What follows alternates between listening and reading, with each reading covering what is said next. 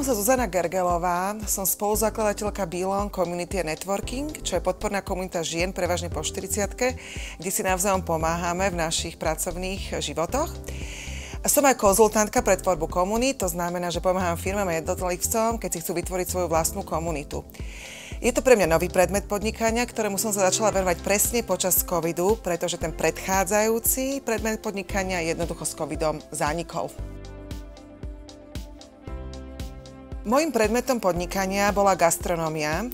Spolu s manželom od roku 2006 sme prevádzkovali 2 biznis reštaurácie v centre Bratislavy, ale s covidom, keď vlastne prišli obmedzenia, sme museli náš predmet podnikania úplne obmedziť.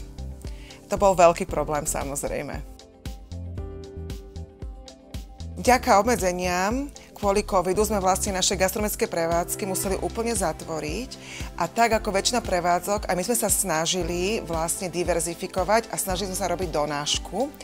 Lenže naše reštaurácie sú luxusné a vlastne robiť donášku luxusného tovaru, luxusného jedla sa nám vôbec nepodarilo. Takže musím povedať, že sme takmer vôbec v tomto období nepodnikali. Podržalo nás len to, že sme mali naozaj značné finančné rezervy a podržali naši zákazníci, ktorí teda od nás občasne kupovali tie luxusné tovary a služby. A vlastne bola taká veľká otázka pre nás, že či ísť do iného segmentu, možno znížiť a robiť donášku, ale sme sa rozhodli, že nie, že prežijeme a zachováme si ten vysoký štandard.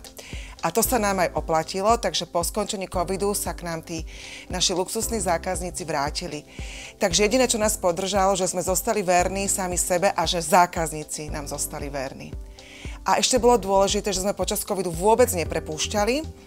To znamená, zachovali sme si našich zamestnancov, ktorí robili s nami dovtedy niekoľko rokov, niektorí aj viac ako 10 rokov, a tí s nami zostali aj po covide, čo zase prispelo k vysokému štandardu našich reštaurácií.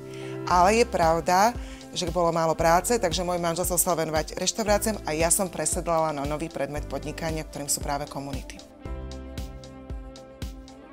Korona bola pre nás všetkých prekvapením, ale teraz keby som mala povedať, určite by som mala oveľa väčšie finančné rezervy, určite by som diverzifikovala svoje príjmy, čiže nielen z jedného zdroja, ale minimálne z 2-3 ďalších zdrojov a určite by som sa oveľa viac orientovala na ten network, pretože práve ten network nás podržal. A počas covidu sme ale mali možnosť komunikovať s orgánmi štátnej správy, ktoré nás teda volali na stretnutia, kde riešili ďalšie postupy, ako pomôcť prevádzkam gastronómii. Ja osobne si myslím, že odolnosť je tímový šport. Takže ja si myslím, že v týchto turbulentných časoch čo pomáha byť súčasťou viacerých podporných komunít, pretože komunity sú naša záchranná sieť, ktorá nás podrží, keď sa niečo deje.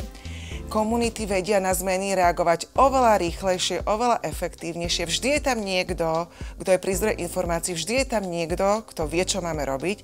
Vždy je tam niekto, kto nám poradí, kto nás povzbudí a kto nám dohodí biznis, ak náš biznis akéhokoľvek dôvodu pokulháva. Takže ja si osobne myslím, že budúcnosť je práve v komunitách.